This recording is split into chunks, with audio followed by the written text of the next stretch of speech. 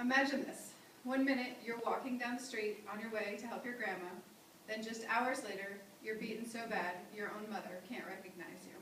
And you're locked in a jail cell. How could all this happen? The answer is racial profiling. Good afternoon, my name is Rebecca McKinney, and today I'm going to play the song Jordan Miles by Jasiri X and tell you about the problem of racial profiling.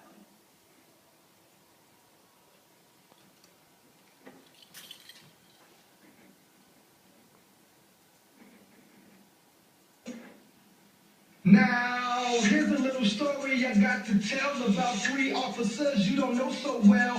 It started way back last January with officers UNC Steck and Sal Duty. They ran into a boy named Jordan Miles, a real good kid who for sure was mild. But he was found guilty before a trial because he's a young black man in the wrong part of town. Jordan is a kid that gets good grades, not a thug brag and that he's a raised. He takes care of his grandmother because she's older, went to perform in our school and plays the B-Jola. He never did a crime one day in his life. His favorite TV show was CSI. When he graduated, he wanted to learn how to catch a criminal like Lawrence Fishburne. Then one night, like he always did, he made the short walk to his grandmother's crib, because grandma didn't like to be alone by herself at night, so Jordan stayed in her home. Now these 3 cops were undercover, so they could sneak up and snatch your brother. Catch you in the act, pull the gap and bust ya. Throw you on the ground, pat you down and cuff ya. Rolling through the hood looking for their next victim, like every other night, so they know how to pick them. They start Jordan walking, their lips they started licking. There's a young black male, hell yeah, let's get him. They jumped out the car as the tires spun, yelling where's the drugs, where the money and guns. Jordan stops walking, his face was stunned. He thinks he's being robbed, so he starts to run. He didn't get far before the cops catch him. Now that they got him, they gotta teach him a lesson. Because he ran, that means they gotta wreck him. They slam on his neck and start to chin check him. Blow after blow till his face was swollen. He thinks they're gonna stop, but they just keep going. He calls on cops for bending the Lord's prayer. They grab him by his rocks just to rip out his hair. Beating and bloody, they finally handcuff him. But when they search him, they don't find nothing. They minds boggle, their lives start to follow. Let's stay inside his coat, he had a Mountain Dew bottle. And we thought that it was a weapon, and we had to hit him because he resisted arresting. Let's take him to jail and get him drug tested. Because of these highs, we won't look so reckless. Now Jordan's That is horrible. Oh my God. Okay, as you just saw, the only thing Jordan Miles did was have black skin. The police profiled him because of this.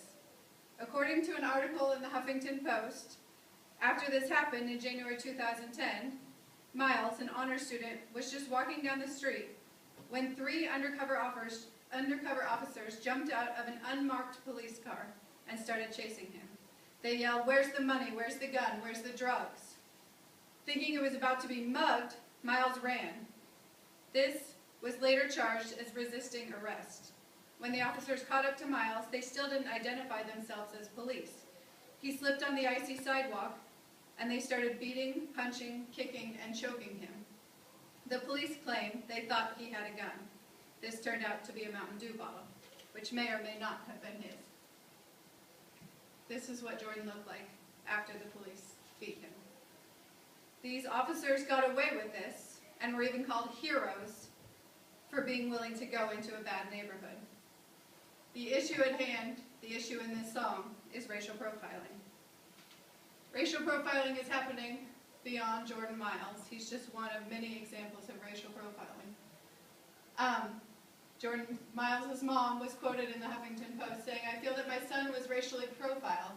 It's a rough neighborhood. It was after dark. They assumed he was up to no good because he's black. My son, he knows nothing about the streets at all. He's had a very sheltered life. He's very quiet. He doesn't know police officers sit in cars and stalk people like that." Racial profiling happens in many instances. It happens in traffic stops. This shows racial profiling. As you can see, black, this one's black, this is Hispanic, and this is white. The stops are about equal. In 2002, this is the number stopped. In 2005, this is the number stopped. The difference is what they do when they stop them. This is how many whites were searched, how many blacks were searched, how many Hispanics were searched. same thing. You can see that the blacks and the Hispanics were more likely to be searched because they must be criminals because of their brown skin. Racial profiling also happens when you look at prison rates. This is the U.S. population. This is white. This is the prison population. This is white. This is black. As you can see, there's a huge disproportion. Racial profiling happens everywhere. In Arizona, you're 3.5 times more likely to be searched if you are a Native American rather than a white. If you're black or Hispanic, you're 2.5 times more likely to be searched when you're stopped on a traffic stop. In West Virginia, a 2009 study showed that African Americans were 1.64 times more likely to be stopped, and Hispanics 1.48 times more likely to be stopped than white drivers. At the stops, non-whites were more likely to be arrested, but whites were more likely to have illegal things. In Minnesota, a 2002 study showed African Americans, Hispanics, and Native Americans were more likely to be stopped and searched. Yet again, whites were more likely to have illegal things. Had everyone been stopped at the same rate in Minnesota, 22,500 more whites would have been stopped, while 18,800 less African Americans and 5,800 less Hispanics would have been stopped.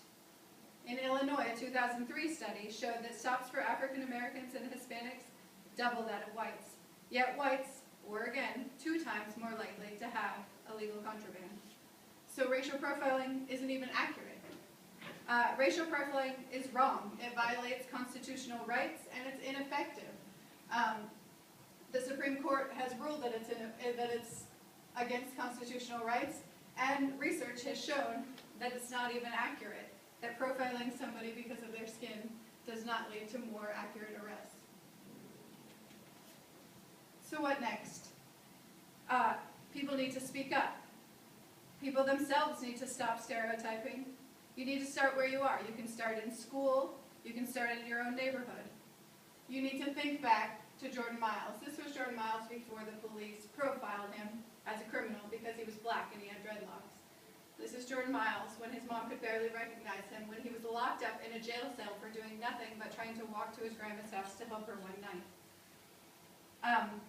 Jordan Miles was an honors student, a regular kid who was targeted by the police, and his life is forever changed.